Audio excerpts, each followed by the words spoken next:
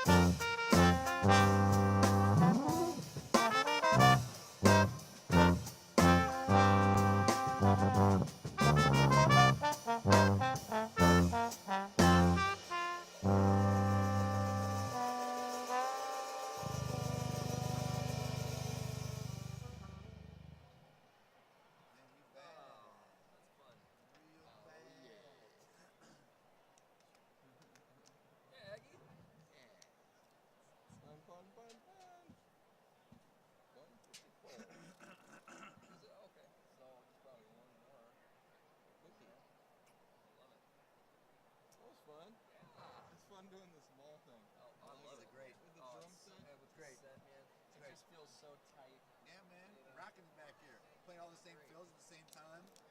All the same Man, I'm saying it. You're stealing them. You're stealing the fill. Who's Phil? Yeah, I don't know. Yeah, he's not here yet. Oh, okay. You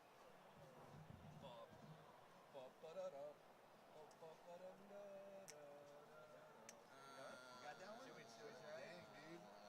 It'll go on. It'll be alright. Alright. No, I don't know. Okay.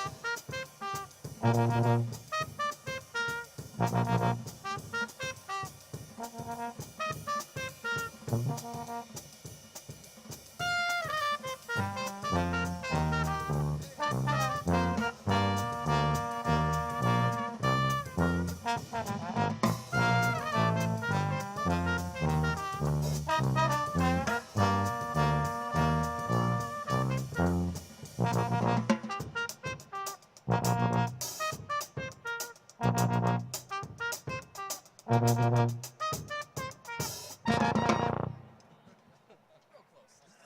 All right. Thank you very much. Thank you very much.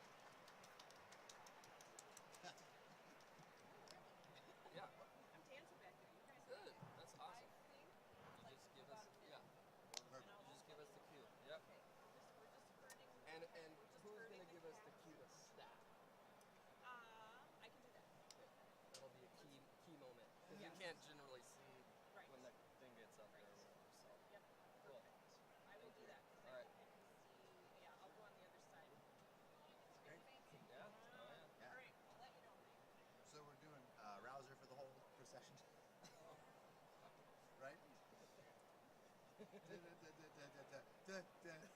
many times does it keep playing? The rouser. Just over.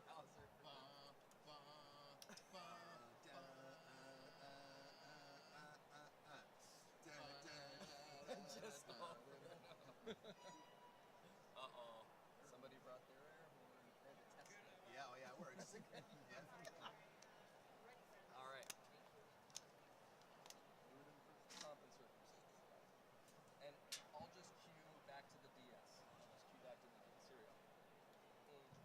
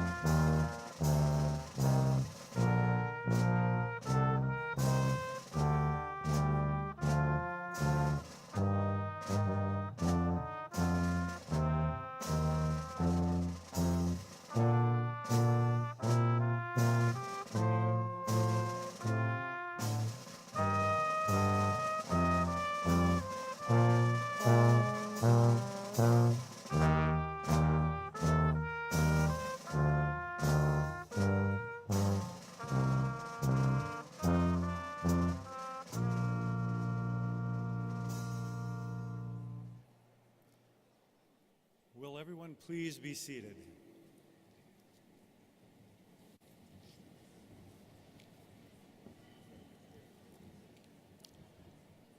Good afternoon, everyone. Welcome, Dean Boer, Regent Powell, President Kaler, Vice Provost and Dean McMaster, faculty, students, parents, families, and friends. My name is Mike White, and I'm Associate Dean for Academic Programs and Faculty Affairs in the College of Food, Agricultural, and Natural Resource Sciences. This ceremony and celebration is a time when we welcome friends and families to join us, taking the time to honor our students who have reached this most significant milestone in their lives. Soon-to-be graduates, you've worked hard, very hard, to get here, and you know better than anybody that you didn't do it alone. Please join me in a big round of applause for those that have stood by you throughout your academic career, and for those who are here with you today, your loving families, supporters, friends. Let's begin by giving them a round of applause.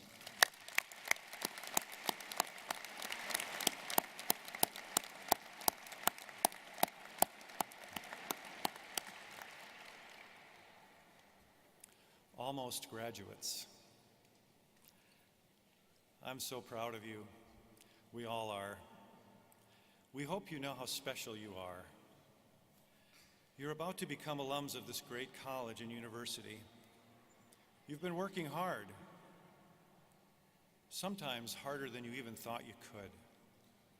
During your time here, you've been learning and experiencing new things. You see the world differently. You've been exploring and dreaming about what and who you will become. You've set yourself on a path, and it will take you places you have not even dreamed of. We're so excited for you. I'm confident that the education that you have obtained here will serve you well on this journey. This education that you've earned is a ticket to your future, to the future. You are the ones who are going to solve the great challenges and explore newest ideas, uncover yet undiscovered ways of doing things. You are the future. You are truly special. Do you remember when you first came to CFANS or arrived as a transfer student or as a new freshman? You are that same person, but you're now somehow a little different. You might ask yourself, how have I changed? Well, you've grown. You've grown in your knowledge. You've developed through your experiential, interdisciplinary, and intercultural learning. You have broadened your globalized point of view, your perspective, all through general education, study abroad, and research, and the courses you've taken. You've gained expertise, ability, and confidence. You're not exactly the same person you were when you first arrived in CFANS. The education and collective experiences that you've obtained on your road to this day have prepared you well to become leaders, change makers, and co-creators of the future. We are proud of you, and we're honored to count you as soon-to-be graduates of the University of Minnesota and CFANS. Many of you have distinguished yourselves during your time here in CFANS, and we'd like to take a few minutes here to recognize some of those accomplishments. First, to all students graduating from the University of Minnesota Honors Program, you've undertaken a rigorous course of study and scholarship, research, or creative work culminating in an honors thesis, while simultaneously maintaining high-quality academic work in all of your other courses. We want to recognize you. Will all students who participated in the University Honors Program please stand for recognition?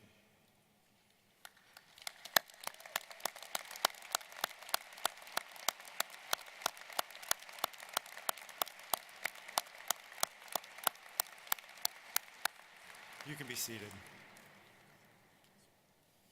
Next, I'd like to recognize students who are graduating with distinction, which means a GPA of 3.75, and high distinction, a GPA of 3.9 or greater. Will all students who are graduating with distinction or high distinction please stand for recognition?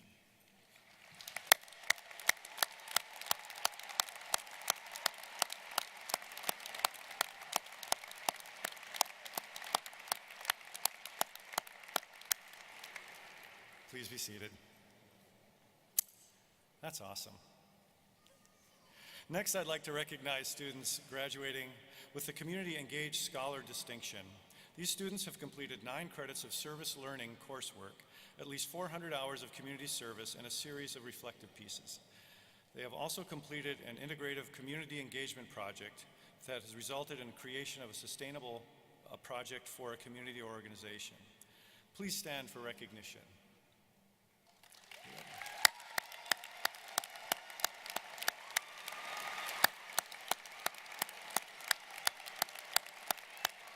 Thank you. You can sit.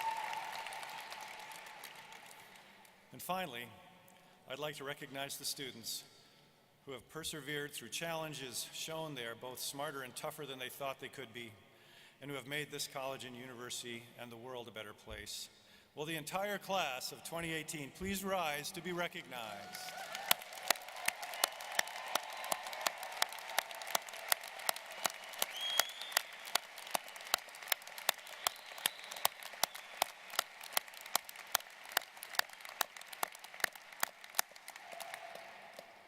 Let's do that again.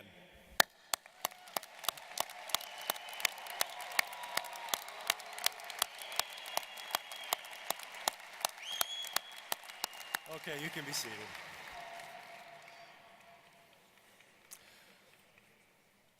Okay.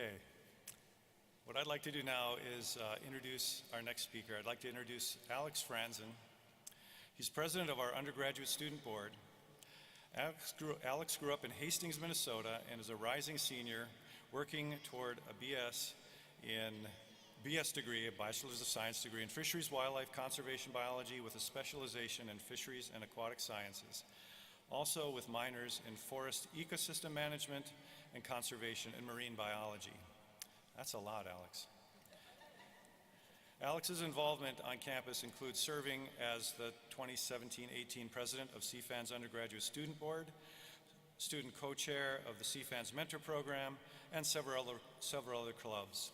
Also, he's currently an undergraduate curatorial assistant in the Bell Museum, ichthyology, that means fish, collections, he works with fish collections, and is an undergraduate research assistant in Dr. Hove's lab in the Department of Fisheries, Wildlife, and Conservation Biology.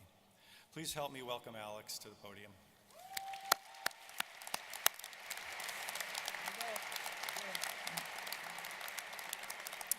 Thank you. First, I want to congratulate the class of 2018. Kudos to you for all of your efforts to get to this spot. It is tradition at the commencement that we pass the gavel on to the new president of the CFANS Student Board, Undergraduate Student Board. It is my pleasure to present the Undergraduate Student Board gavel to our next president, Sierra Williamson. Please help me congratulate Sierra on her new leadership role on the board.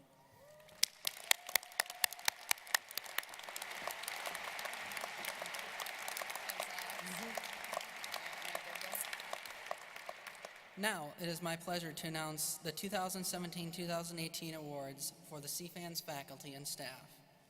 The CFANS Distinguished Teaching Award for Tenured Faculty goes to William Z., Department of Bioproducts and Biosystems Engineering. The CFANS Distinguished Teaching Award for Non-Tenured Faculty goes to Brent Ahrens in the Department of Plant Pathology. The CFANS Alumni Society Distinguished Faculty Award goes to Charlie Blinn in the Department of Forest Resources and Eli Sager. There's 2 awards there. Also in the Department of Forest Resources. The CFANS Student Board's Outstanding Professor Award goes to Tade Okadiji in the Department of Applied Economics. The CFANS Student Board Outstanding Faculty Advisor Award goes to Francie Cuthbert in the Department of Fisheries, Wildlife, and Conservation Biology. The CFANS Student Board's Outstanding Professional Advisor Award goes to Gary Cooper in the CFANS Student Services Office. The CFANS Student Board Outstanding Club Advisor goes to Mary Bichetti in the CFANS Alumni Relations Office. The CFANS Graduate Assistant Teaching Award goes to Jared Rubenstein, a graduate student in the Applied Plant Sciences. The CFANS Alumni Society Student Leadership Award goes to undergraduate Chantel Pai, a senior graduating in Plant Sciences. And the Dean E.M. Freeman Award also goes to Chantel Pai in plant sciences. And again, congratulations to all the award recipients in the class of 2018.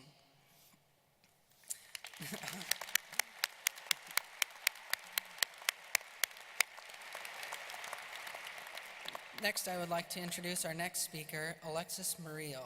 Alexis is a first-generation college student from Chicago, Illinois, graduating with a Bachelor of Sciences in Agricultural Communications and Marketing with a concentration in Food, Agricultural, and Natural Resource Sciences, and a minor in Agricultural and Food Business Management. During her undergraduate career, Alexis has been highly involved in many student organizations, some of which include Minorities in Agriculture, Natural Resources and Related Sciences, or MANRS, where she was both vice president and president, the Multicultural Center for Academic Excellence, and the University of Minnesota Undergraduate Research Apprenticeship Program. This past fall, she was recognized as a President's Scholarly Excellence in Equity and Diversity Award recipient for Outstanding Scholar Activism, which recognizes students who are doing outstanding work at the University of Minnesota, both in and out of the classroom. Alexis has held over 5 different jobs during her undergraduate career, sometimes all at once, and has made Dean's List every semester since her first year. She has dedicated herself to social change by mentoring other students, and her commitment to equity, diversity, and social justice is central to her roles as a peer educator while addressing issues of access, retention, graduation, and community building among students of color.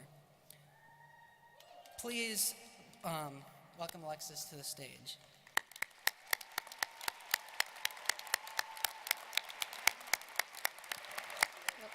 All right.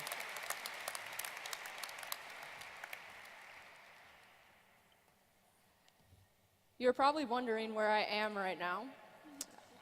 I'm actually sitting here on the floor with my fellow graduates. I'm sitting down here because I want you all to see that you don't always need to look to the front of the room to find leadership. The reality is that there are many leaders in this room, both here on the floor, up there in the stands, to the left and to the right of you. Leadership is everywhere. It doesn't start up there on that stage. Slowly but surely, you have to make your way up each and every single step from where you started in order to make it up here and be the leader that you want to be.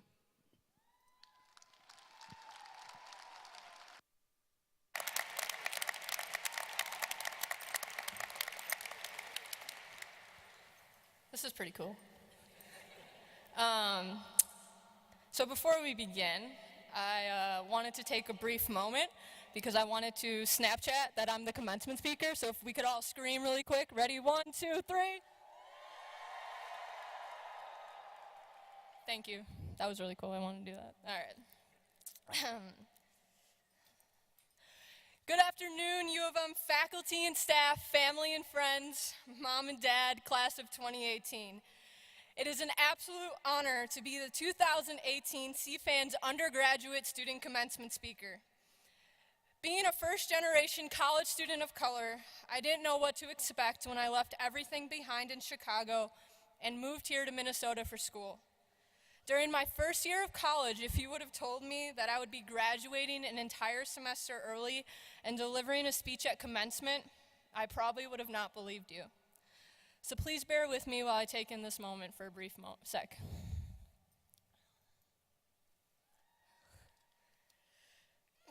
To everyone in this room right now, raise your hand if you consider yourself a leader. Nobody on this side? Some people over here? Where are we at? Okay. I remember someone prompted me with that exact same task my second year of college, and I did not raise my hand. It was not because I didn't think of myself as a leader, but it was because I compared myself with the other people in the room who raised their hands as well. For some reason, society makes leadership into this larger-than-life idea, that you can only be a leader if you are leading the world into the change of the century. But that's not what leadership is. Leadership is the act of thinking with the heart and the head and having those following in best interests. Leadership doesn't always entail leading, but following in a way that holds people together in trust, compassion, stability, and hope. You see, we all have the capacity to be a leader, and I realized this after being shown a life-changing TED Talk in one of my classes sophomore year called Everyday Leadership by Drew Dudley. If you haven't seen it before, I highly suggest you watch it. It talks about how all of us have had lollipop moments in our life. A lollipop moment is one where someone said or did something that you feel fundamentally made your life better. And as Drew says in his TED Talk, every single one of you has been the catalyst for a lollipop moment. You have made someone's life better by something that you said or that you did. And if you think that you haven't, you're just one of the people that haven't been told yet. I had my first lollipop moment last semester. Being a student in CFANS, I saw that there was a need to build community among students of color within our college. I wanted to do something to bring us together, and so I decided to be the leader that I always needed on the St. Paul campus. I came up with this idea to create a multicultural kickoff in CFANS, and with the support of the Manners executive team, U of M faculty and staff, and Land O'Lakes, the idea came to life 6 months later, and now it will serve as a yearly tradition in our college.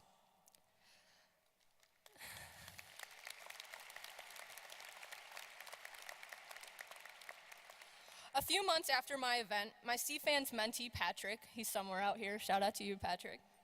He came up to me and he said, "Hey, Alexis, I've been working on starting my own student group on campus for students in CFANS who are LGBTQ.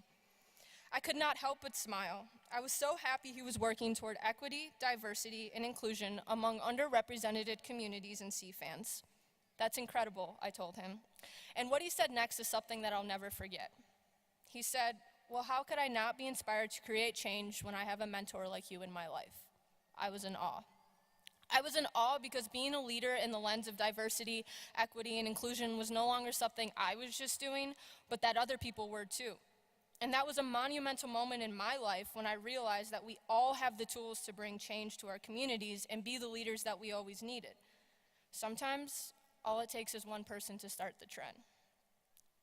Class of 2018, we each have the power to bring change to our own world, change that will positively impact the lives of future generations to come. Cesar Chavez once said, "We cannot seek achievement for ourselves and forget about progress and prosperity for our community. Our ambitions must be broad enough to include the aspirations and needs of others for their sakes and for our own." And I think that's critical to remember as we continue down the paths of our success. At 18, we had to be quick to make a decision about what we wanted to do in our life. And now we're headed off to our future careers. Although it may be challenging, you have to know that within yourself, you can do it. Even if no one else can see it for you, you have to see it for yourself. You have to be the hero of your own story. You are not going to feel perfect every day, and that's okay. Remind yourself that you are amazing, you are capable of success, remain positive, celebrate your authenticity, and prepare to stand strong. Class of 2018, do you want to know the secret on how to change the world? Believe that you have the power to do so. We each have special talents and skills that will help us be the driving force to create change, and all we have to do is believe in ourselves. If you want something you never had, you have to do something you've never done. Believe in yourself, and great things will follow. In moments of doubt and frustration, think about the leader that you always needed and continue to strive to be that person. Each one of you is capable of being a great leader. All you have to do is reach outside of your comfort zone and grow into the person you are destined to become. So fellow graduates, never stop aiming to be the leader that you always needed and watch the positive impact unfold. Remember, leaders are not always at the front of the room. They're all around you. Thank you.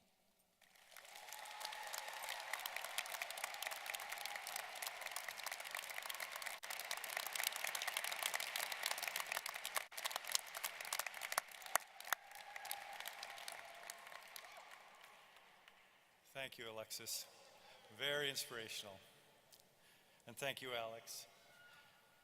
We wish you all great success, and we'll miss you when you leave the university and look forward to reconnecting with you as you return periodically. It's now my distinct pleasure to introduce Bruce Hatteberg. He's the current president of the CFANS Alumni Society. Bruce received his BS, that means Bachelor of Science, in Agricultural Economics in 1979. He's the Director of Lending for CHS Capital and has been involved in the agriculture industry for more than 30 years. His work currently focuses on consulting with agricultural co-ops to keep them strategically and financially viable. He is a life member of the University of Minnesota Alumni Association and interested in the areas of mentoring, advocacy, board leadership, academic excellence, and scholarship fundraising. Bruce previously served on the CFANS Board Executive Committee as treasurer. He has served as a mentor to CFANS students through the CFANS Mentor Program for 6 years. Please join me in welcoming Bruce to the podium.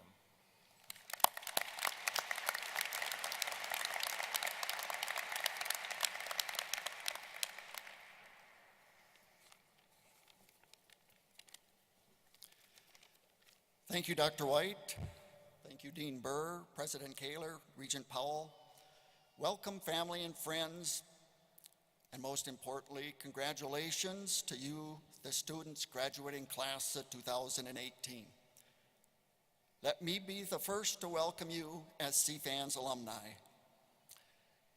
I'm Bruce Hatteberg, president of the CFANS Alumni Society and a 1979 graduate in agricultural economics. As I look back on my professional career, I see the impact of CFANS throughout. The networks I've established have carried me both personally and professionally.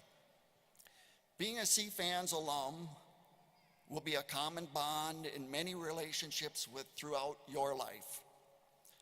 I have CFANS alum that are friends, that are colleagues, and that are customers. I've worked with several CFAN faculty on issues in my industry at various times throughout my career, and I expect that you will have that same experience. I see CFANS alum as leaders in agriculture, food, and the natural resource sciences that impact all of us daily.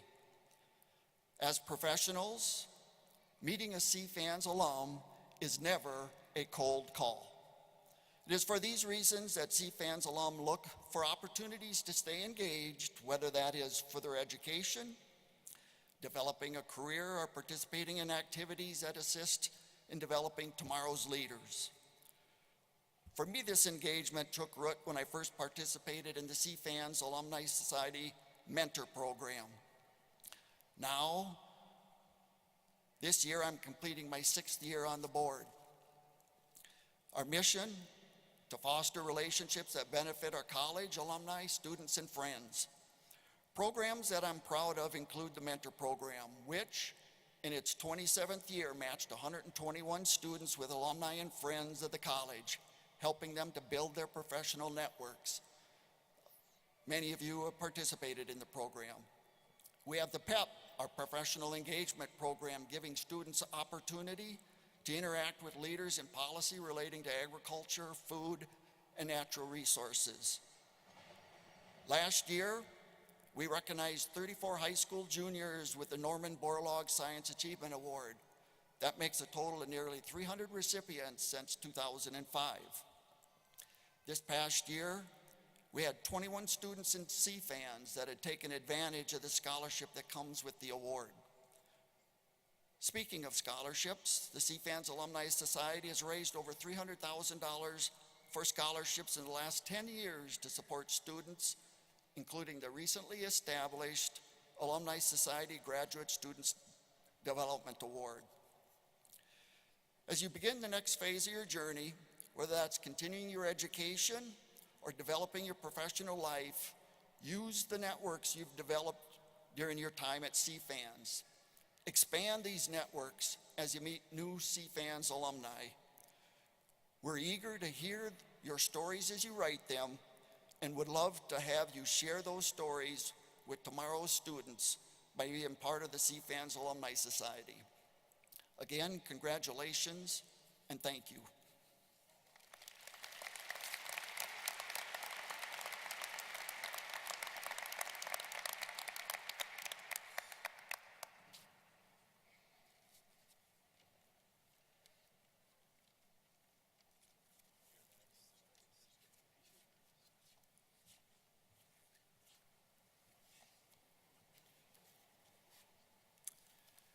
right, I'm here to introduce my boss. Okay. So be nice to him, okay? I'm happy now to introduce our dean, Brian Boer. He is also director of the Minnesota Experiment Station and holds a lot of other titles which are not printed right in front of me, so I'm not going to read them. But I do have them now. He's a professor of applied economics, dean of the College of Food, Agricultural, and Natural Resource Sciences, and director of the Minnesota Agricultural Experiment Station. Please be nice to him and welcome Dean Boer to the podium.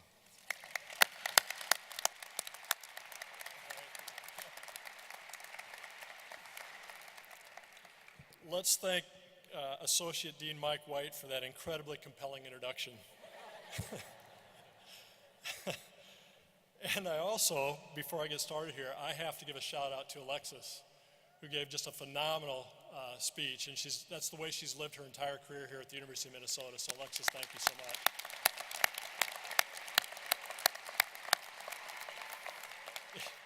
In fact, I'll say I wasn't nervous before you stood up, but now after coming after you, I'm a little nervous about this. I do want to thank Associate Dean White, Regent Powell, President Kaler, Vice Provost, and Dean McMaster. Mr. Chris Polisinski will be our guest speaker to our commencement speaker today, our faculty, family, guests, and students. And I want to welcome and thank you all again for coming to this wonderful celebration of CFANS class of 2018. Now at this point, supposedly, there's a guy over in TCF Bank Stadium who's going to put a slide up on this screen. Voila. So those of you that were freshmen, I know many of you are joining us here after the freshman admission cycle, but where were you on August 28th, 2014? Right here, right? That photo, that's a tweet. So you were doing a Snapchat? What the hell Snapchat? I was tweeting about your arrival at the University of Minnesota. So parents, if you're wondering where your kids were that particular day, at least we have some evidence of exactly where they were supposed to be for one day at least in their career. The second one that they'll have up here in a moment, is actually a photo actually kind of this stage. You were actually facing the other direction, if I remember right, not this direction.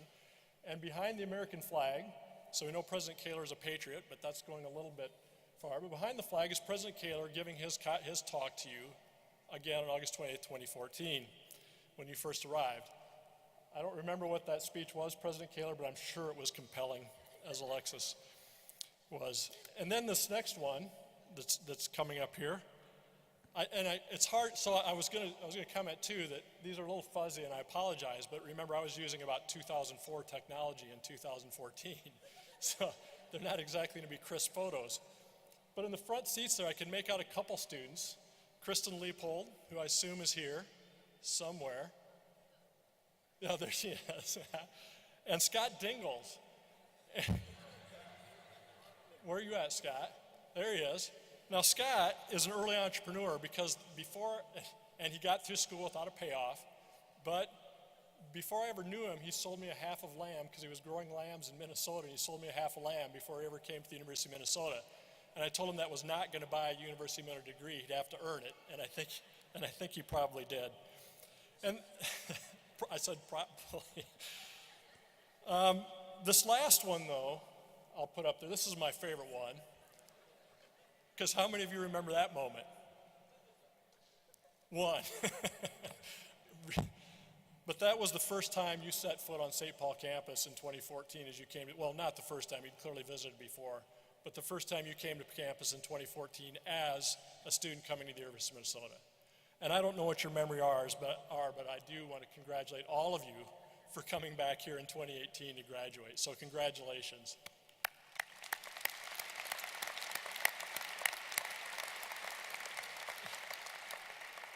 Now, I'm going to spend a little bit more time because Alexis gave an excellent talk, and actually we didn't confer on this, but they're somewhat similar, but I think you'll get a little bit different twist out of it. And what I want you to think about is when you were in 2014, what was the most common question you got, and have had ever since then for the most part, 1,000,000 times? What was the question everybody opened with when they met you? What are you studying? What's your major? What's the question everybody's asking you now? What are you going to do when you graduate, right? Thank you. See, we taught you well. You know when to respond to the dean. Or if not that, you were getting plenty of advice from friends, family, strangers walking their dogs down the street as you were walking by, and even I'm sure some of today's commencement speakers. I've already heard of some of these, and actually, Alexis, you did a nice job of listening to us. But everybody tells you now, be mission-focused, be goal-oriented, be planful, be visionary, find your purpose, follow your passion, lean in, find your inner grit, be persistent, intentional, resilient, proactive, a team player, or as the University of Minnesota says, be driven to discover. After all, you're the master of your own ship, the author of your story, the maker of your own luck. And that was a bit of Alexis's message in there, but I'm going to focus mine a little bit on that maker of your own luck. And in a context of a quote that I liked, it was an author called Elizabeth Berg that wrote it.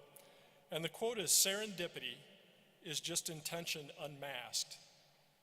Okay? Serendipity is just intention unmasked. So what that's basically saying is you're the maker of your own luck.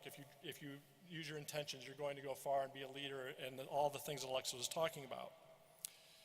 If you interpret that very literally, though, and explicitly, it says something about everything that is done by your intention, by implication, becomes only your accomplishment.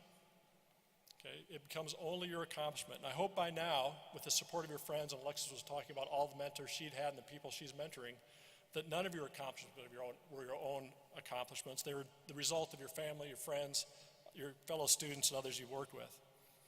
It also implies that if you were happen to fail at something,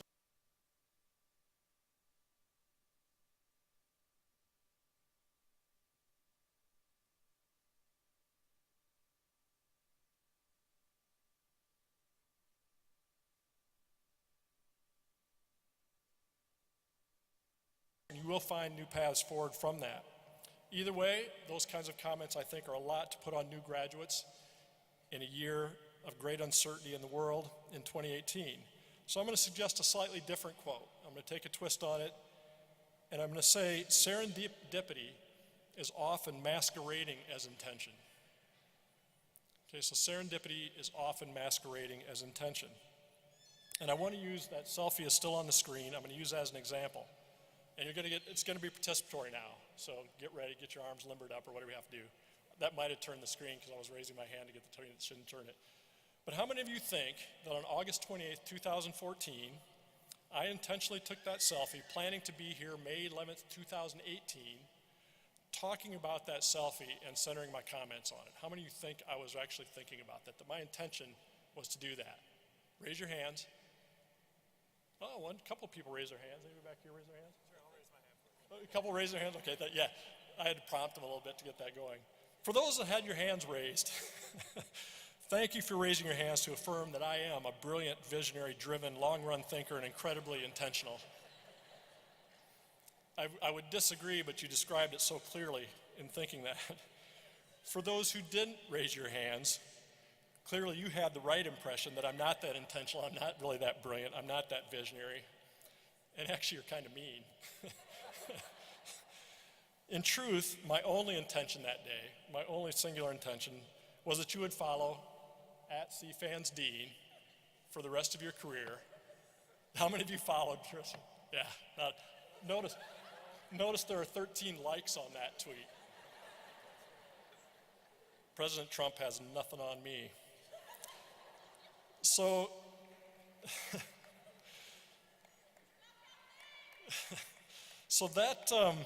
but that St. Paul selfie is what I meant when I said serendipity is often masquerading as intention. As you look back at that, it could look intentional. I tried to do it, but in fact, it was serendipity that I managed to take that shot that day. So who's right?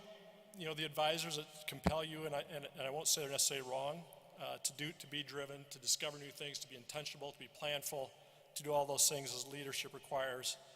Or is it saying that serendipity is often just masquerading an intention, that we have these events in our lives that direct where we go?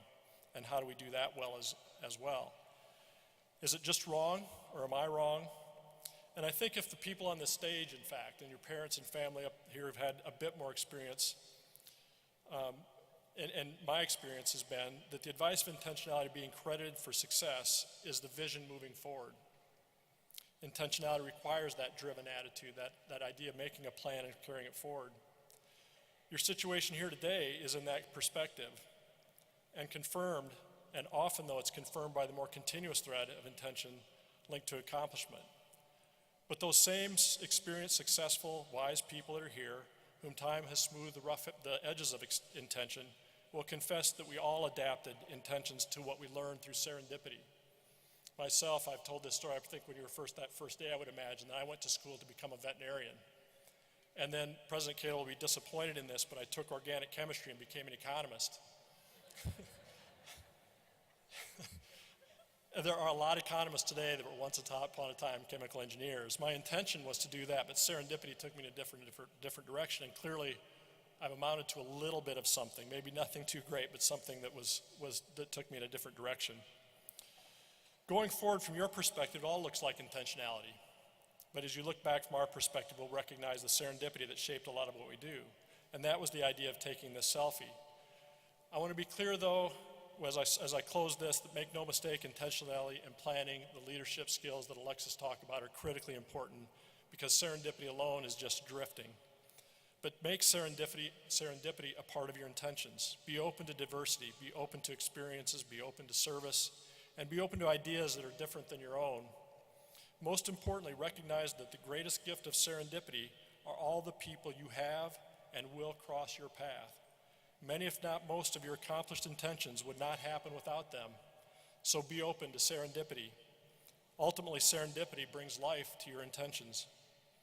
I'm confident that your education here at the university and in CFANS and your open and prepared minds will equip you to follow the opportunities that serendipity presents when it's simply masquerading as intention.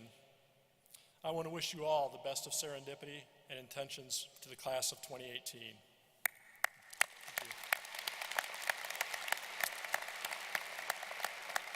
With that,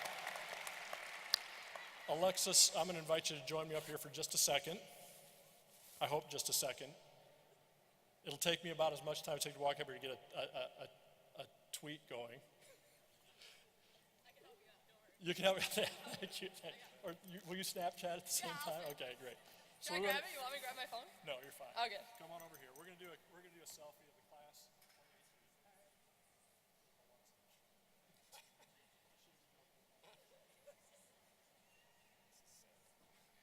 This is gonna take some time.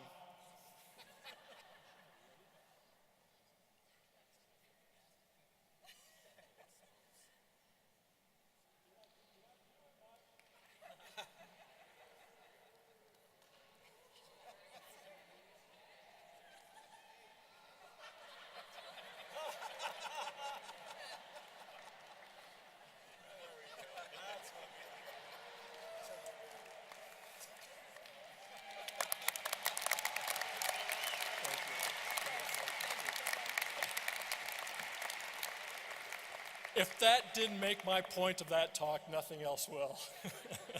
Thank you, Alexis, and congratulations. And a reminder, that's at CFANS Dean, really compelling stuff. So now it's my pleasure to introduce the 16th president of the University of Minnesota, Eric Kaler. Since taking office as president of the University of Minnesota in 2011, Eric Kaler has focused on core priorities: academic excellence, affordability, diversity, and a welcoming and respectful campus climate. A world-class research enterprise that aligns with the needs of citizens and industries of Minnesota. President Kaler was just about exactly in your spot as a doctoral student receiving his PhD in chemical engineering, except that it would have been 3M Arena, but I think it was probably before, Mariucci Arena, probably before that as well. And so I do want to thank him for joining us today, and please welcome him as the 16th president of the University of Minnesota to provide his remarks.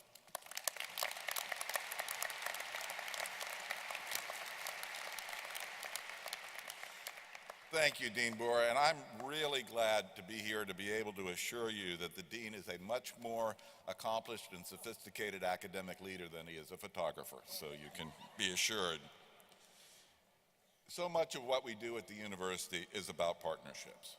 We partner with you, our students.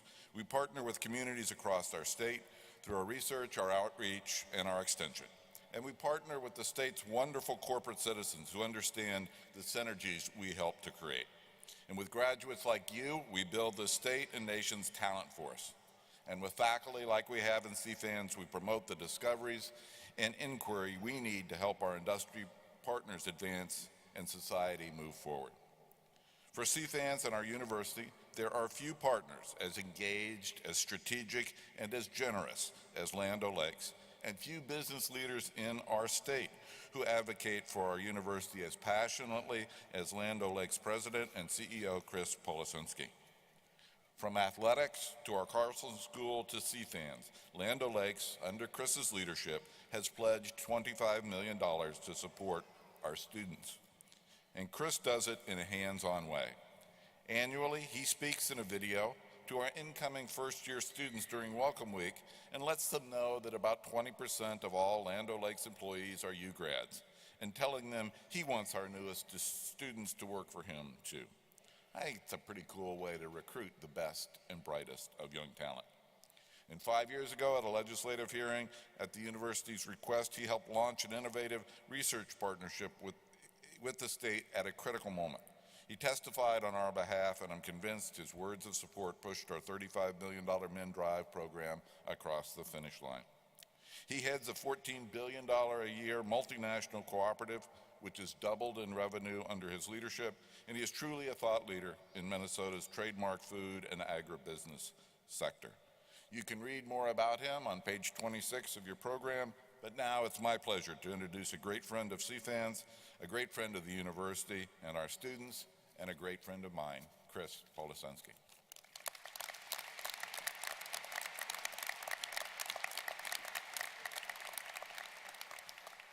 Thank you, President Kaler, for that very kind introduction, and good afternoon and congratulations to each and every one of you on your achievement and the honor you're bringing the University of Minnesota, your families, and yourselves.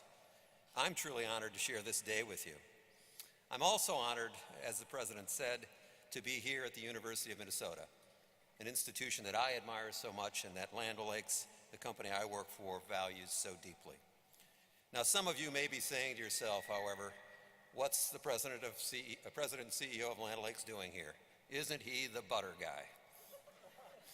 And indeed, that's accurate.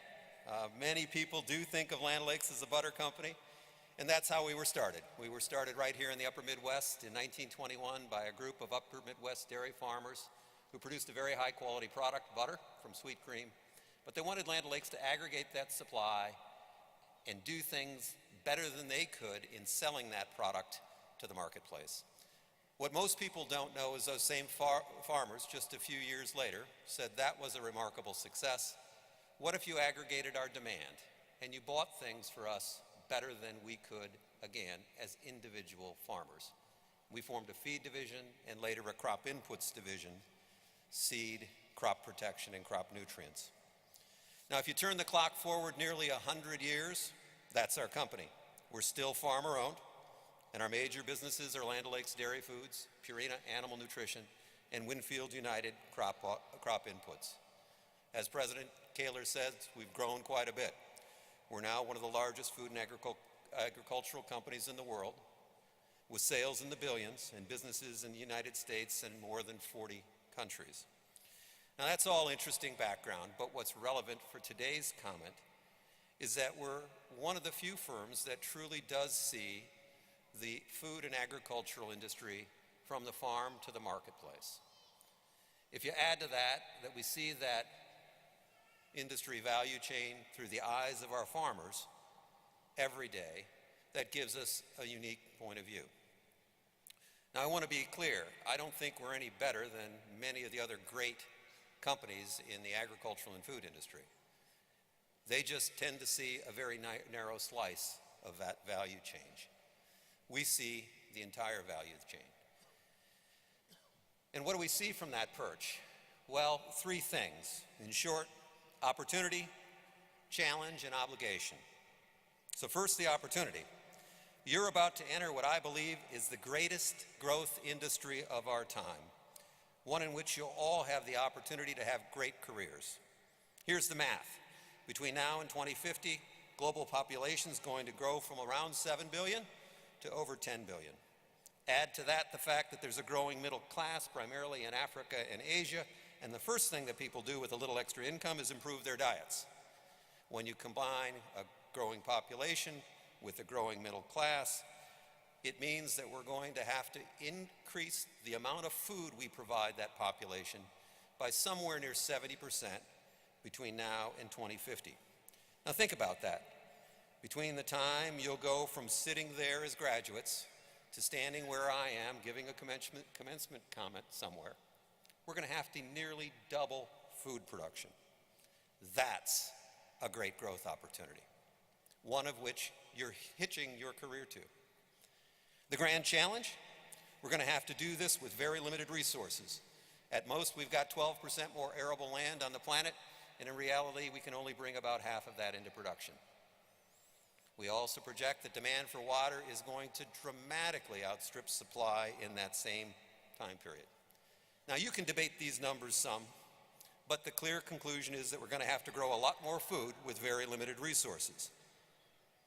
Many of you know these numbers better than I do, and I suspect that many, if not most of you, would share my confidence that we can meet this grand challenge. Why? Just look at what's happened right here in the United States since my grandparents' generation.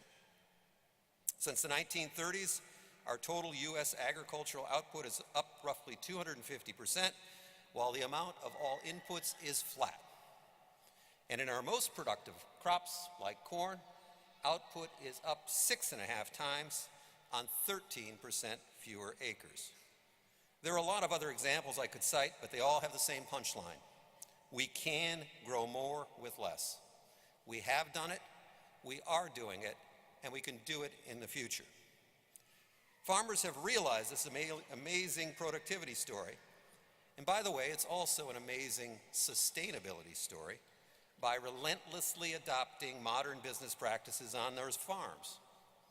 These modern practices include consolidation, where one successful farmer bought out their neighbor, which enabled increasingly efficient use of capital, not just labor and hard work. In addition, farmers have continuously leveraged technology to drive their growth. Everything from mechanization and harvesting, to biotechnology, to the use of big data to better manage their inputs and outputs. Again, many of you know this story as well or better than I do. And this brings me to my second message. It's you who are going to develop the next great modern business practices to meet this grand challenge. What are the tools? What are the technologies? Will it be intense pulsed light technology? Integrated animal systems biology? Aquaponics, remote sensing? I don't know, but I suspect some, if not many of you, have a pretty good idea. You have the skills, you have the talent, and you have the education, which includes the knowledge that farmers are, in fact, early adopters of technology. They deployed unmanned GPS-directed tractors long before Google's driverless cars hit the road. They use GPS-based applications for farm planning, field mapping, soil sampling, crop scouting, long before we all had apps on our iPhone. Think of it. Not so long ago, other University of Minnesota grads sat where you were sitting and started their journeys just like you are today. Journeys that resulted in things like 30 varieties of apples, including my favorite, the Honeycrisp, and the development of cold, hardy grapes, a gift to every wine lover, and yes, that includes me. You're sitting in the very seat of Norman Borlaug, the father of modern ag technology, and the winner of the Nobel Peace Prize and too many other awards to note. Now it's your turn to lead this great growth industry. Great growth opportunity, grand challenge. I should be able to end my speech right here, but I can't. I can't because I think the toughest challenge agriculture and farmers face is not in meeting the food needs of the soon-to-be 10 billion or developing the next great tools and technologies they need to do so. The toughest challenge relates to how we'll answer this question. Will farmers have the social license to continue to use the modern business practices of today and those of the future to drive their productivity and sustainability story? The answer to that question leads to the obligation part of my story. A few minutes ago, I talked about the great productivity story of my grandparents' generation. The irony of that story is that farmers have been so productive since the 1930s, we don't need many of them. We've gone from a society where over a quarter of our population, just a couple of generations ago, was on the farm, to a society where less than 1.4% of America grows the food we and a lot of others eat. The result is that in my grandparents' generation, if you had a question about where your food came from, you asked about it around the dinner table. Or you asked a trusted aunt or uncle who was on the farm. They would give you a fact-based and, pun intended, well-grounded answer. Today, when consumers have a question about where their food comes from, they get it from the internet. Not always the most fact-based source of information. Simply put, many of the questions which consumers have about where their food comes from are only answered in a superficial way. And as a result, in many ways, modern practices in agriculture are under attack. Big is often perceived to be bad, and consumers seem to want more technology in almost everything but their food. And yes, some food marketers take advantage of that situation. Just look at how an awful lot of food is marketed today, with absence claims that imply health benefits to a relatively uninformed consumer. I won't pick on any claim. You all know what I mean, products sold with a blank free message as their positioning, often implying a health benefit, with the absence being the absence of a safe, proven technology that farmers use to drive productivity, sustainability, and their own on-farm profitability. Now let me be clear, I do not think there are any bad actors in this movie. There are no bad consumers, there are no bad food marketers. There's just a conversation that has to get enriched and that has to be more inclusive. I think it's great that consumers, the 98%, want to know where their food comes from and how it's produced. In fact, I think it's agriculture's chance to tell our story. We just need to tell it and not leave it up to anonymous folks on the internet, who they themselves may not be fully informed. Well, so who's the we? You guessed it. That brings me to you. My generation of leaders in agriculture has told this story, but we've tended to tell it to ourselves. On farms, in agricultural specific forums, or in rural coffee shops, using language that resonates with farmers. Yield per acre, output traits, the list goes on. That language doesn't resonate with consumers. We haven't told our story to the wider population in a way that builds trust in modern on-farm practices. That's it. That's the obligation. That's the most important part of what we see at Land O'Lakes from our perch. And hopefully it's a pleasant obligation. You're the experts, and you're ready for it. Your obligation simply is to lead the discussion about food and agriculture, tell the story about the great opportunity, the grand challenge, listen to the questions that are asked, learn from those questions, and enrich the dialogue. You are the new 25% of America that represents agriculture. You have the education, the perspective, and the time to carry the message to the 98%. It's a simple obligation, but an important one, and one I hope you'll embrace in your personal journeys as you become the leaders of the greatest growth industry of our time. Thank you, congratulations, and let me end my comments with what I'm usually saying when I'm in Mariucci. Go Gophers! Thank you.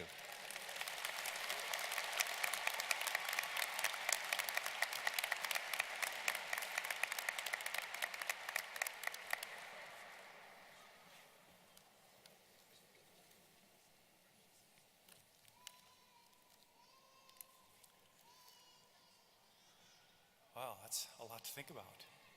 I want to thank our speakers very much. Dr. Boer, President Kaler, Chris, thanks so much for your inspiring and thought-provoking comments. All right, what did we come here for? Oh yeah, we're now ready to present the graduates of the class of 2018. Woohoo!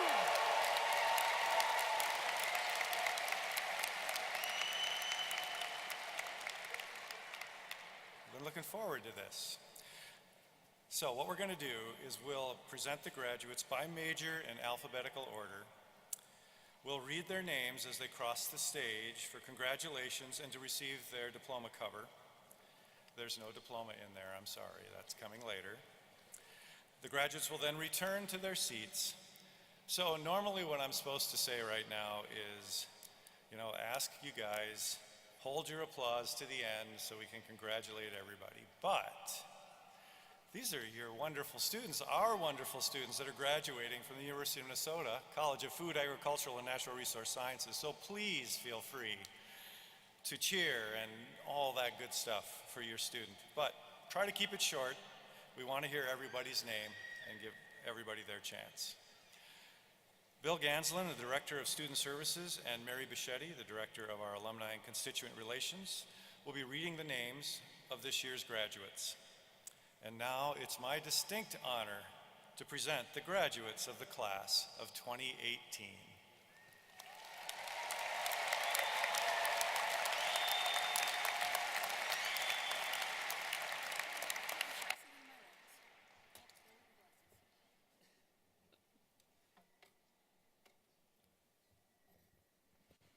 Congratulations, class of 2018.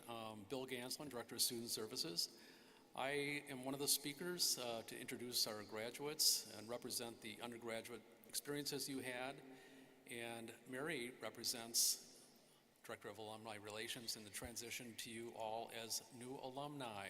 So you can forget about receiving those many emails from Bill Ganslin, and now they'll be coming from Mary Bichetti. Okay, here we go.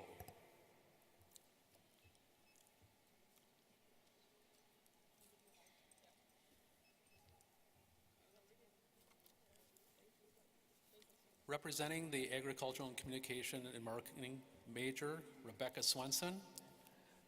Introducing Alexis Murillo.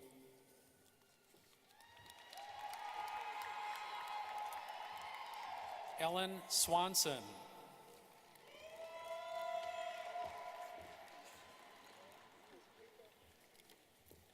Georgia Sacre. Cassandra Walters. Stefan Offerman.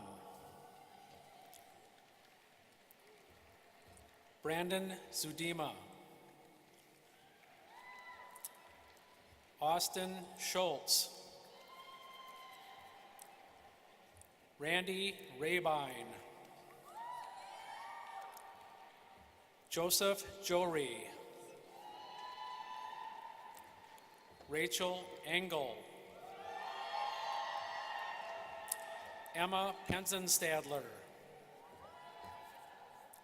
Megan Schulte. Valerie Early. Kennedy Jansen. Madison Taylor. Jennifer Moran.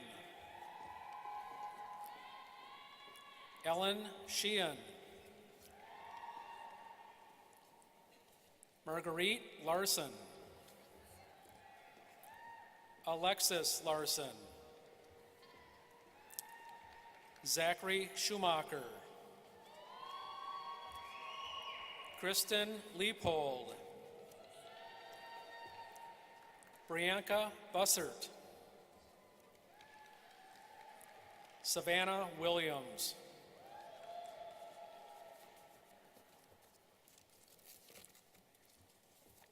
Tristan Duran.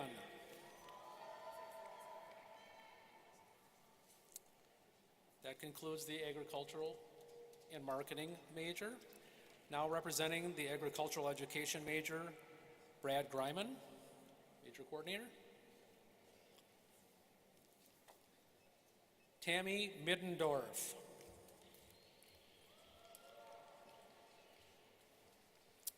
Brandon Turk. Mariah Daninger. That concludes the agricultural education graduates. Now, representing the agricultural and food business management major, Hikaru Peterson. Catherine Wiltz. Joshua Christopher. Thomas Schwartz. Augustine Otto. Patrick McAlpin. Yusheng Zhang. Peter Michaels. Jack Keeblebeck. Nicholas Farrell.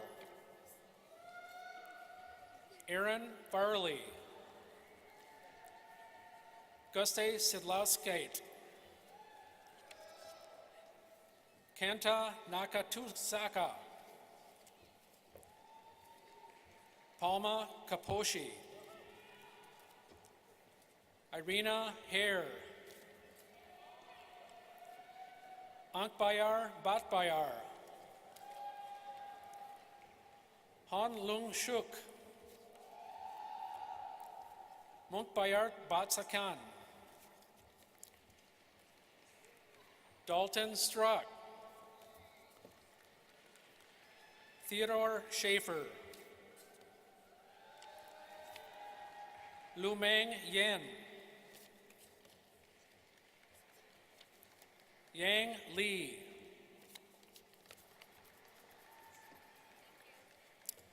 Michaela McDonald. Anna Waltz. Tam Tran.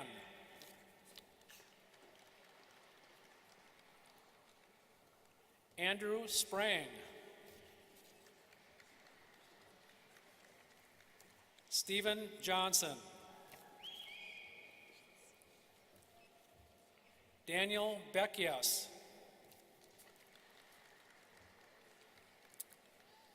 Joshua Eversman.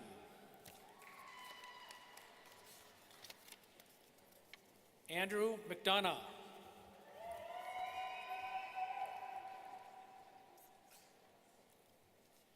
Christopher Arneson.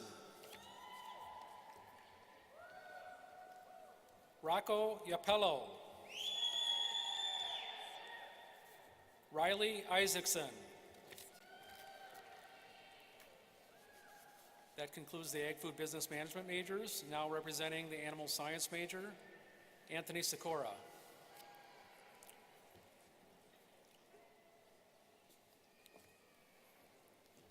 Jenna Schulte. Claire Bailey. Caitlin Bossman. Rachel Robertus.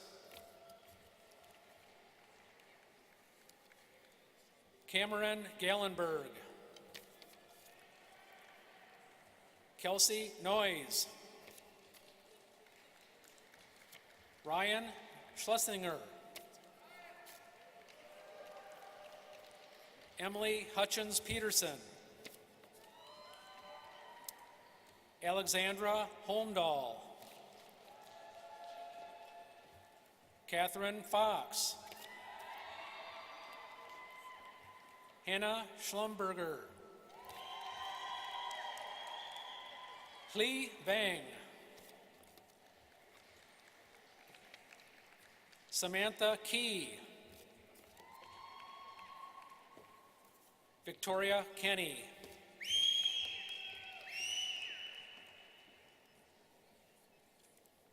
Brianna Croning.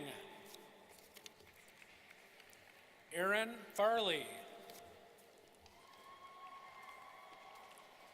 Abigail DeLay. Kellyanne Fricky. Cynthia Johnson. Christina Olson. Mariah Parker.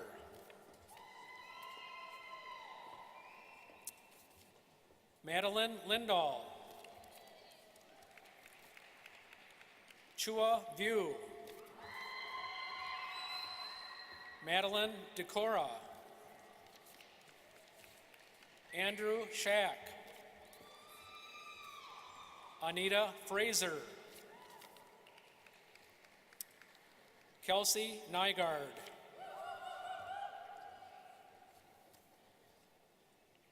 Chuck Muana Onuiki. Ellen Weiler. Isabel Rickey. Brennan Link.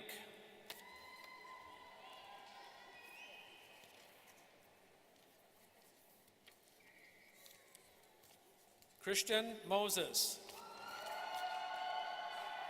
Morgan Jones. Shelby Galanka.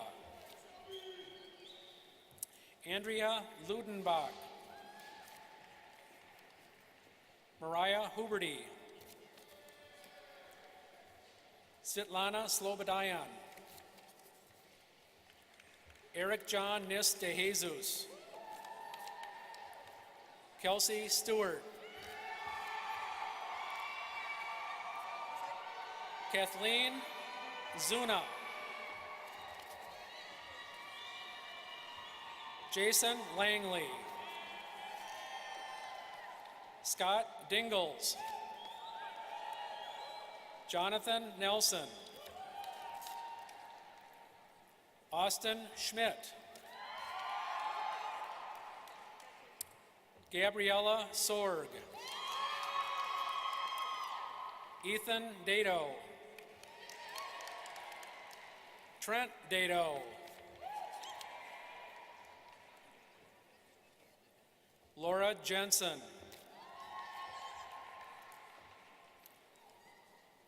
Devin Dominguez. Spencer Walter. Joseph Schieber. Delaney Cox. Sabina Ponicki. Elizabeth Tice. Nicole Motter. Megan McMahon. Kenwin Schreiner.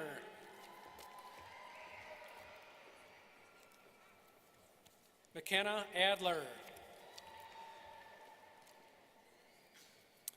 Jordan Kelm. Sydney Freeberg. Jenna Frank.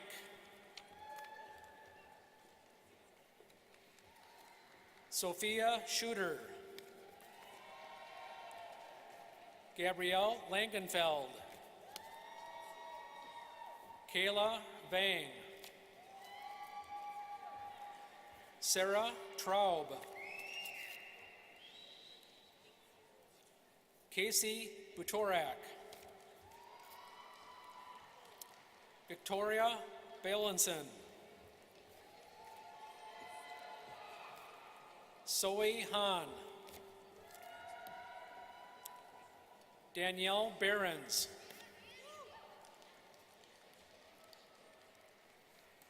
Frederick Mansfield.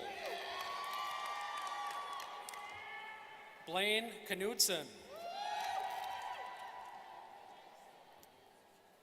Joseph Pettit. Joshua Metzdorf. Paige Netsky. Brandon Severns. Bailey May.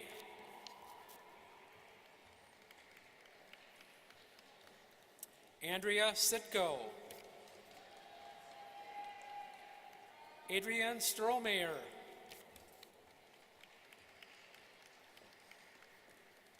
Kirsten Firth. Laura Mayer. McKenna Lorenz. Madison Hanish. Mohan Liu. New major. That concludes the animal science major. Now representing the applied economics major, Jay Coggins.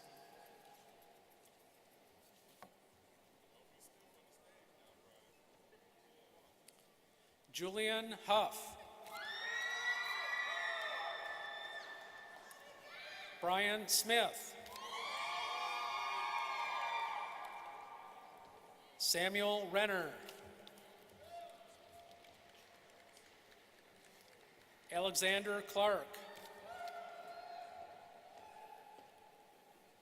Jia Xuan Shang. Isaiah Nichols Floyd. Sean Kieran. Spencer Hurley.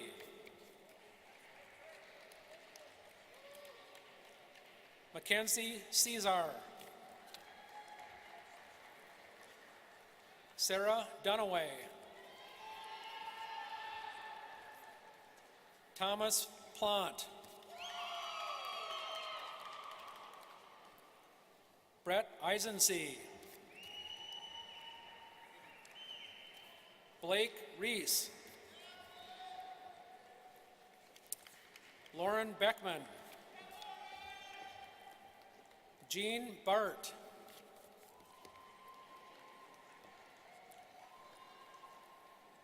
Zubaida Saeed.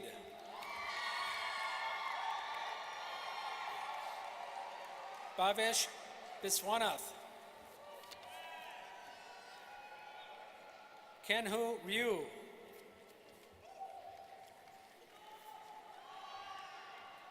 Zhang Pudong.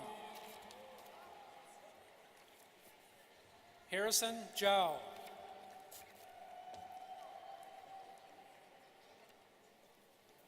Rushan Ma. Hao Shang Su.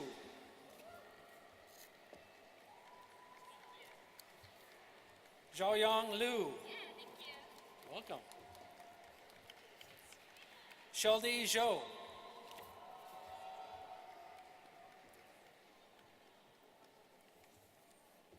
Xiai Duan. Ning Zhang. Gabrielle Amari. Salah Adin Diban.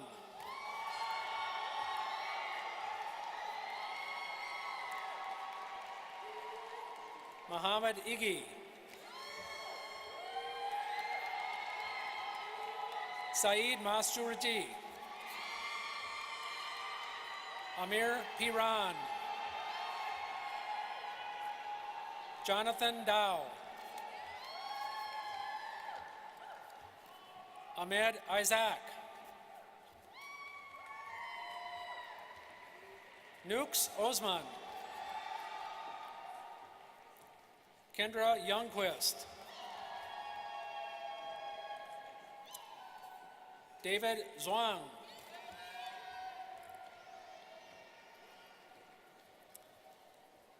Tomomi Itadani. Ningyu Dai. Thomas Gozali.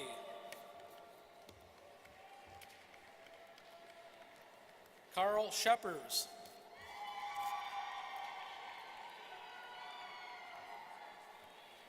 Tanya Voigt. Jeffrey Borkard. The major. Okay. That concludes the applied economics majors. Now representing the environmental sciences, policy and management major, Joseph Knight.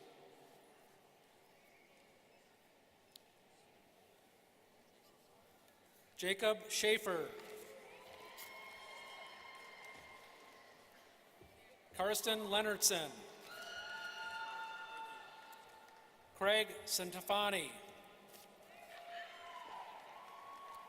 Cassandra Tiemann. Jack Ockhammer. Alexander Spitzer. Ryan Spencer. Ian Vaughn. Mary Fitzgerald. Yasmin Saad.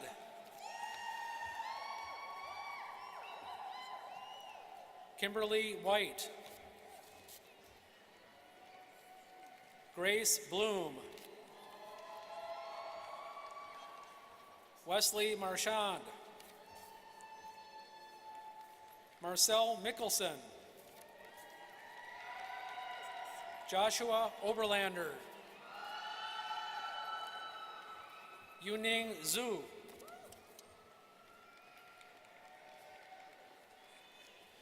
Matthew Finzel. Rachel Figueroa. Claire Thompson.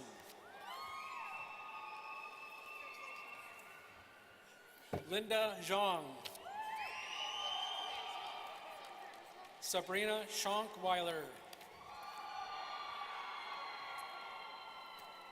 Elizabeth Carlson. Carolyn Hoffmeister.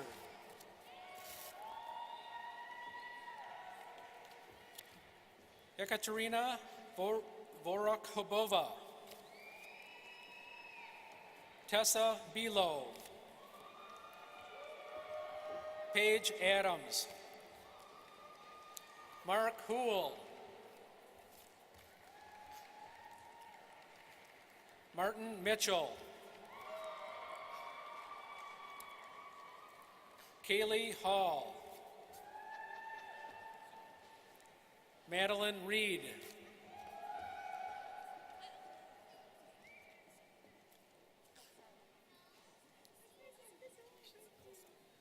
Kosar Mohammed. Dominic Christensen. Christopher Moore.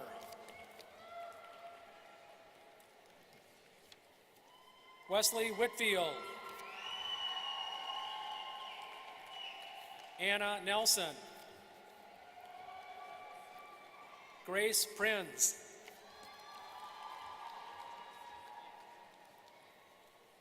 Jisoo Chung.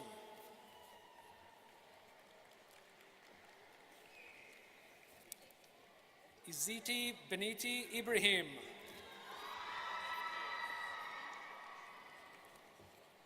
Junwei Tan. Andrew Ariso.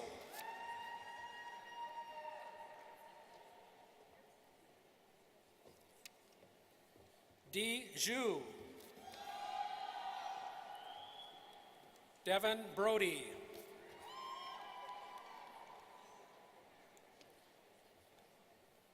Seamus Greger. Cassandra List.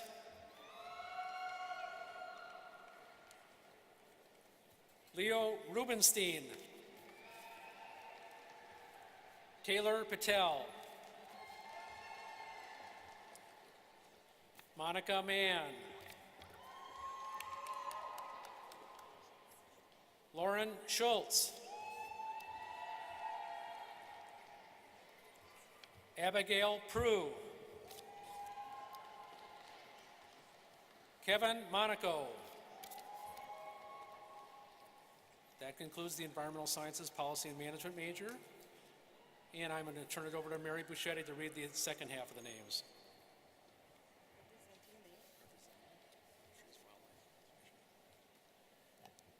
Representing the Fisheries, Wildlife, and Conservation Biology major, Raymond Newman.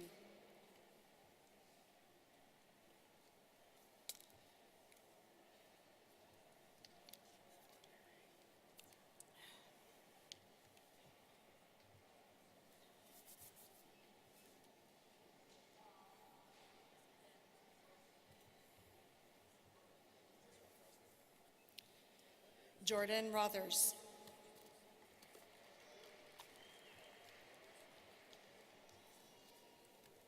Brant Straub.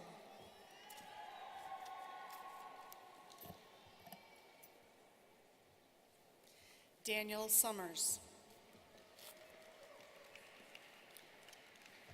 Samantha Mollinger.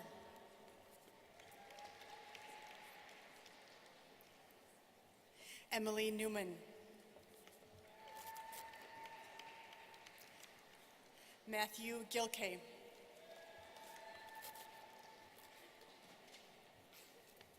Ryan Keenan. Kylie Rich. Gliselle Lopez. Emma Sapleka.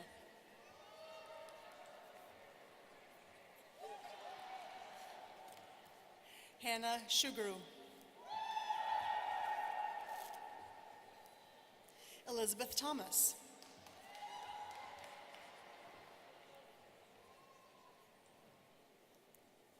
Jennifer Running.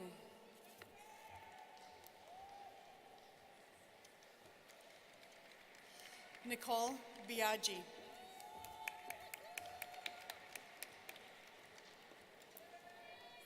Amanda Temple. Melissa Rodriguez. Kelsey Jennings. Shayna Lohman.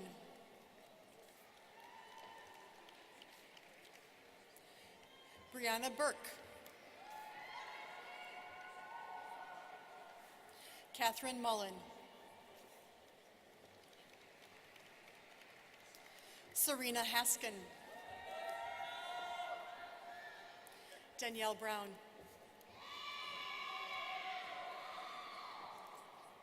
Grace Miller.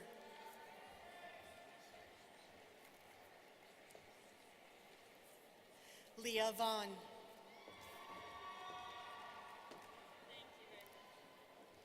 Brooke Lawrenson.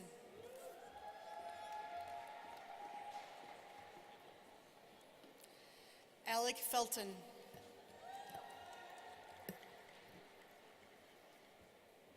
Dane Bierkley. Aiden Wynn.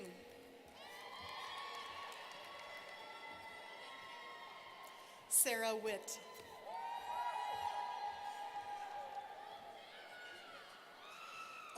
Elizabeth McGraw.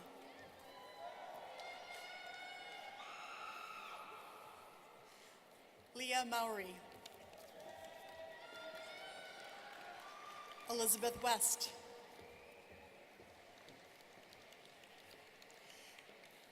Nathan Hempfiner. Jamie Horton.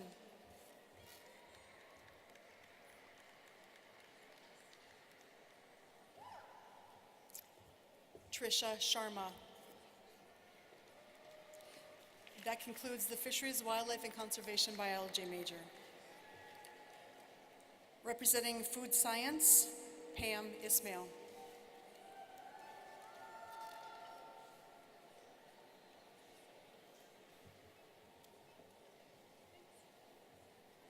Carmen Owen Block. Megan Lowe. Wei Zhang Li. Zhen Wen Tan. Sun Yuan Tang. Agnes Lim.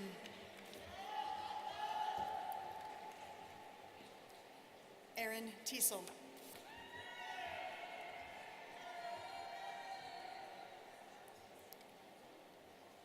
Sarah Kleba.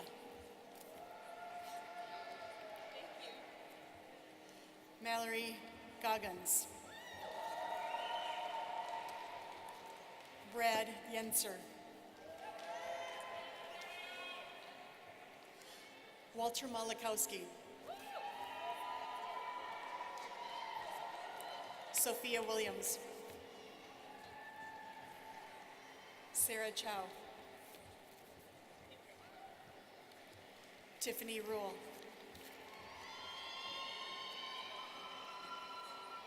Julianne Bronca. Emma Brott. Emily Peterson. Lucy Hansen.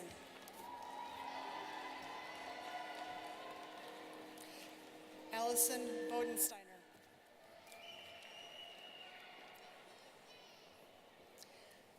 Monica Weimer.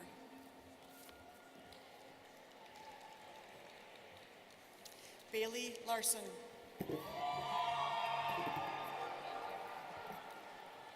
Amanda Lardy.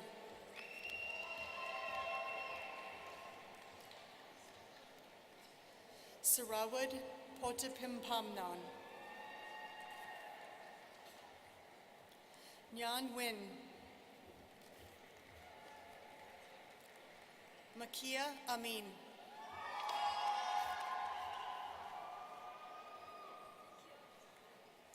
Lin Zhang. Ketong Ren. Kelvin Kurnayawan. Benjamin Teachout.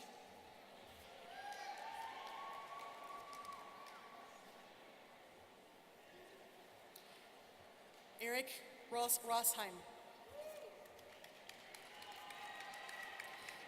That concludes the food science major. Representing the food systems major, Tom Michaels.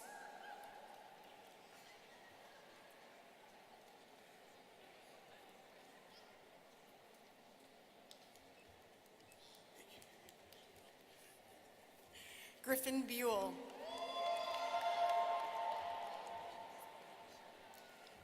Kristen Canova. Lily Briggs.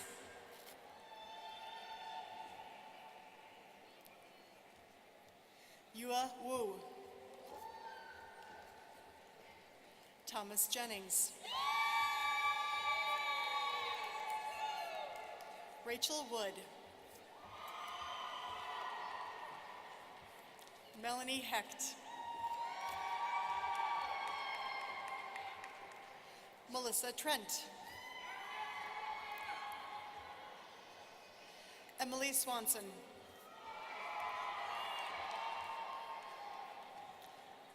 Joe Goff. Jesus Serrado Miranda.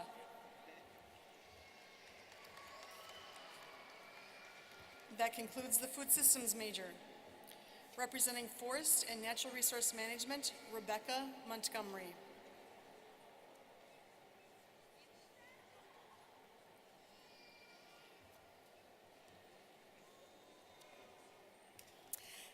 Alyssa Cotton. Alex Miller. Danny Hines. Mark Moeller. Jaden Heft.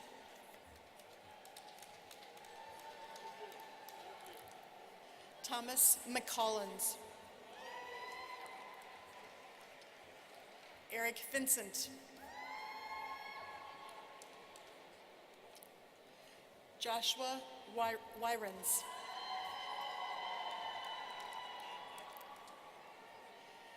James Schwartz. Rachel Maurice. Kyle Sainyo.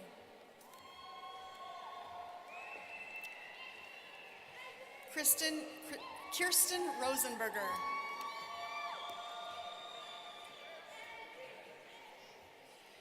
Christina Mendoza. Hannah Milos. That concludes the Forest and Natural Resource Management program. Representing horticulture, Neil Anderson.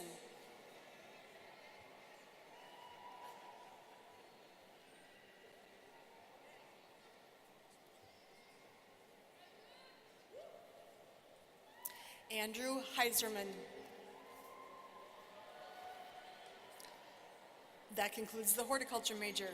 Representing the nutrition major, David Smith.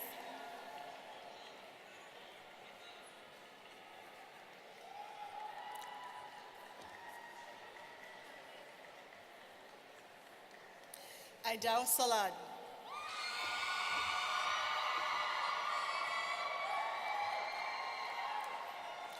Teslina Trelo.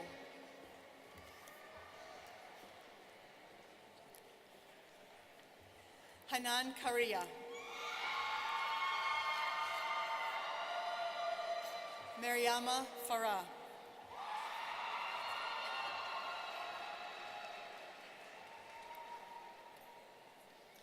Marianne Aidid.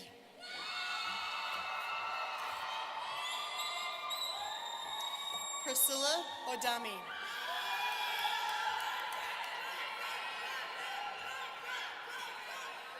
Alex Pesantes.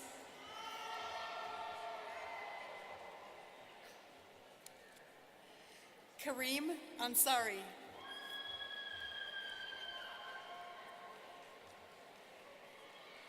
Hyunki Kim.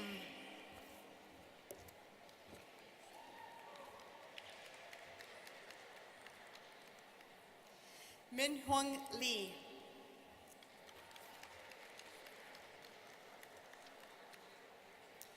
Hina Ayub.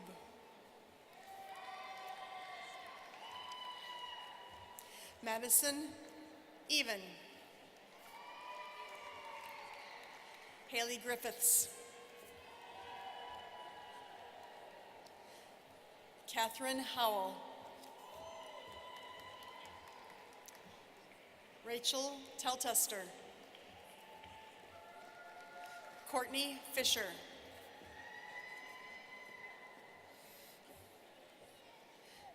Devin Krautkramer.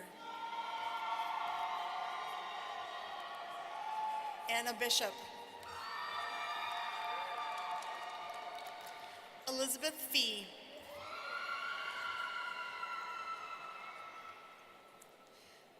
Cassandra Saxton. Catherine Kim. Bria Hallstrom. Sarah Wolf. Rachel Stark.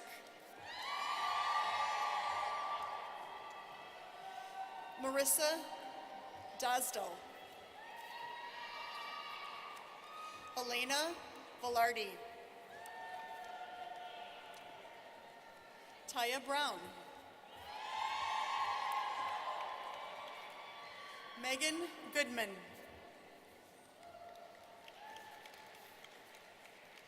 Sarah Fisher.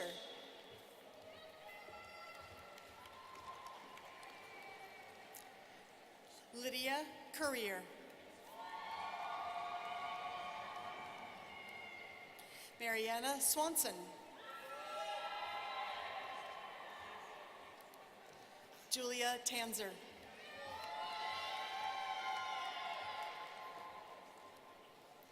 Daniel Schultz.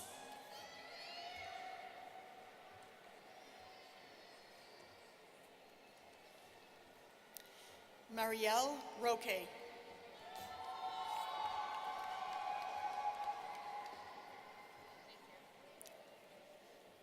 Katerina Tarona.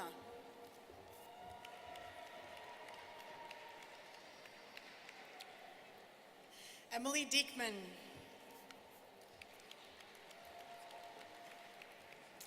Elena Shapiro.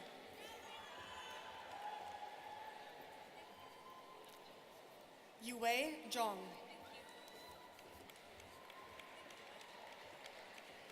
Bernice Liu.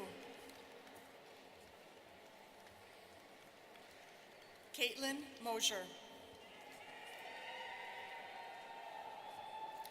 Lashi Vu. Elise Myers. Elsie Myers. Alexandra Benjamin. Carly Durst.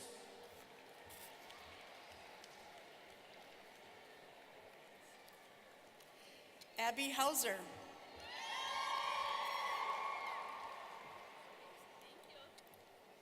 Samantha Prouty.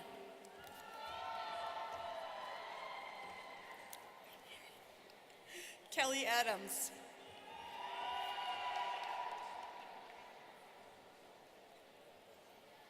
Emily Moore.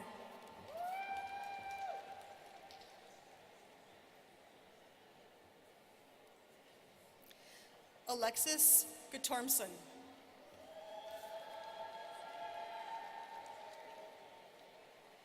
Christine Redden.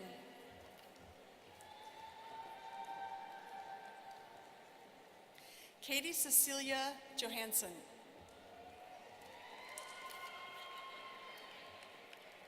Hannah Church.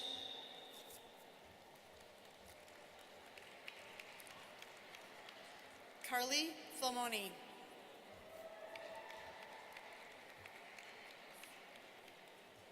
Wenting Lan. Shiran Wang. Mary Kiefer. Kristen Pengelly. Brooke Leaf.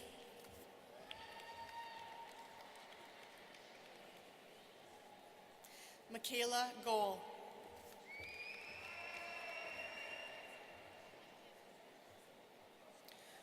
Kuu Liu. Madison Miller.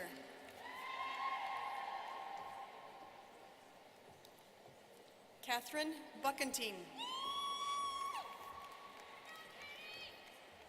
Savannah Bunktolt. Shutenluk Yamada.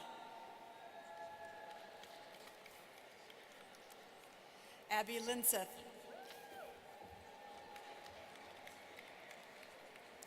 Ashley Herman. That concludes the nutrition major. Representing the plant science major, Neil Anderson.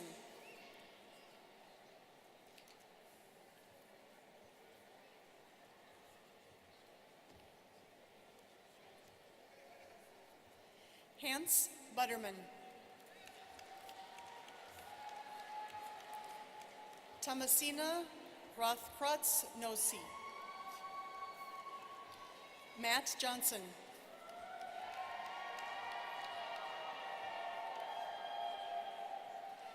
Kaylee Niedzwicki.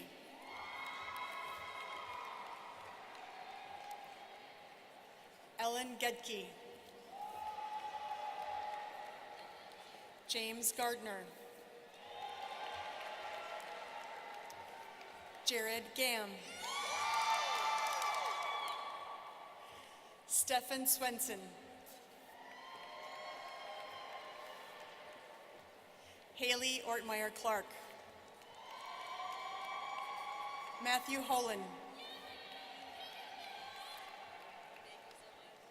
Charlotte Bonner.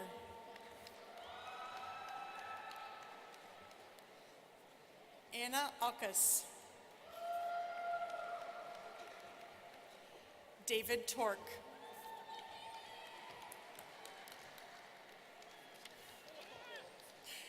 Chantal Pai.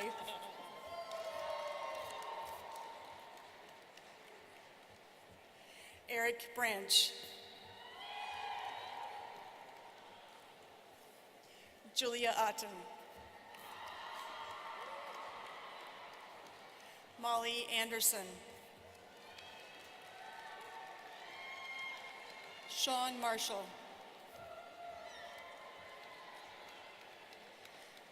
Nicholas Raytar. Makuria Zemede.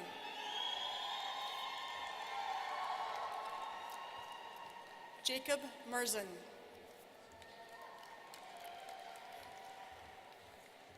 Lillian Smith. Bailey Miller. Sarah Bauer.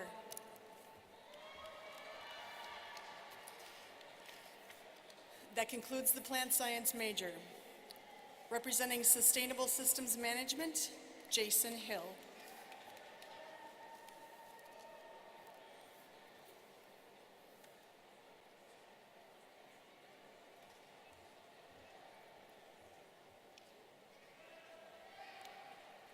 Jaron Shodin. Tom Streef. Brendan Walsh. James Kite.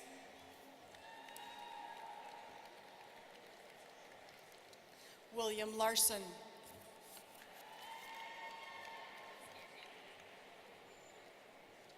Anna Grace.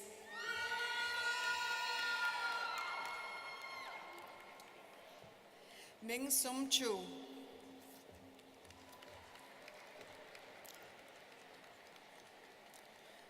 Judy Ann DeVrea.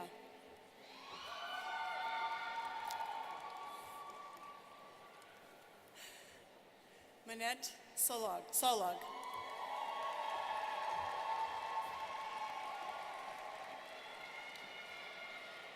That concludes the Sustainable Systems Management's and the 2018 CFANS graduating class.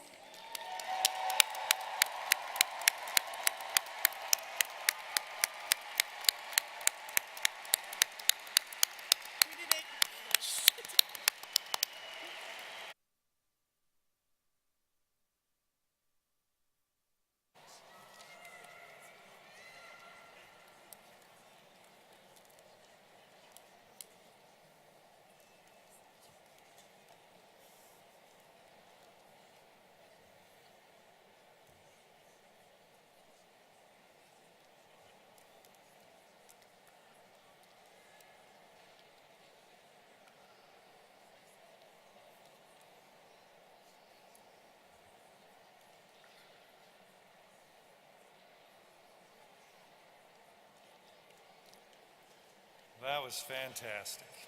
So this concludes the procession of the graduates. Let's give them another hand. Congratulations.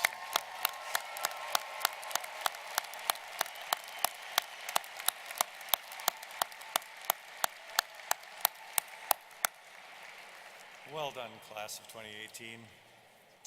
So you really don't have anything yet until this next person comes up here. So what's my pleasure is to introduce Regent Powell to confer the degrees. Regent Powell is a former chairman and chief executive officer of General Mills. It's where he served in a variety of positions since 1979. He spent more than a third of his career overseas. He serves on the board of directors for Medtronic, the Federal Reserve Bank of Minneapolis, Greater MSP, the Grocery Manufacturers Association, and the Minnesota Business Partnership.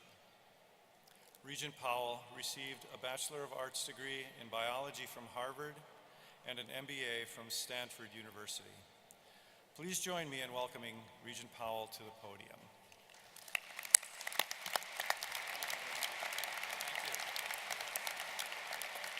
Well, good afternoon to every single one of you. President Kaler and Dean Burr, thank you for inviting me to be part of this ceremony today. And to my old friend, Chris Policinski. Chris, thank you so much for being here. He is a great supporter of the university, as you heard, and an old friend. And your remarks today were very smart and very inspiring, so thank you. Graduates and families, faculty and staff, distinguished guests, I am very honored to preside at this commencement on behalf of the University of Minnesota Board of Regents. And to all of you graduates, I extend congratulations. Today we honor your efforts and your accomplishments. You know, you've been able to get here because you're talented, but even more, you worked hard, you were determined, and you've really earned this. We not only celebrate your academic accomplishments, but also the potential you have to make a big difference in the next stage of your lives. Our hope is that you'll be contributing to your community, to our state, to the nation, and to the world. And to all the family and friends in the audience, thank you. Thank you so much for the countless ways you've supported your students as they earned these degrees. So will all the graduates please rise?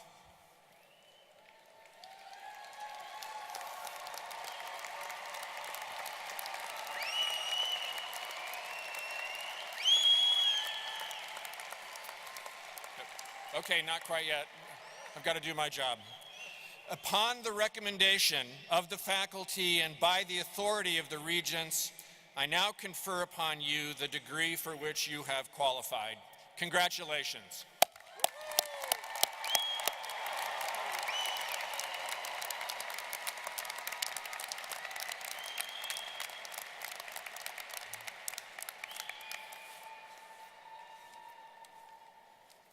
Now you got something. All right. So, I want to thank Regent Powell for conferring the degrees. I want you to sit down now unless you really want to stand. It's up to you. And I also want to take this opportunity to thank all of the CFANS staff and faculty who've worked very hard to ensure the great success of this ceremony today.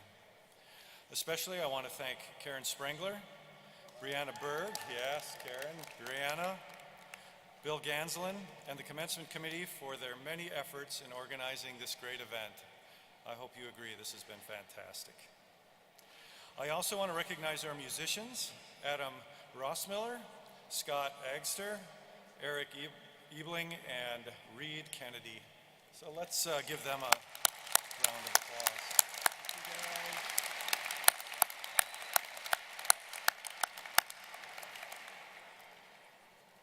We're almost there. So following the singing of Hail Minnesota, and you're going to sing with me, right? Okay, that's good. So following the singing of Hail Minnesota and the recessional, I invite you all to enjoy refreshments on the concourse level. On page 25 of the program, it provides information about which section will connect you with your student and with the faculty from that major. We ask that our guests please remain seated until the recessional has been completed. And I now invite everyone to please stand and join me in singing Hail Minnesota. The words can be found on the next to last page of your program. Congratulations, class of 2018.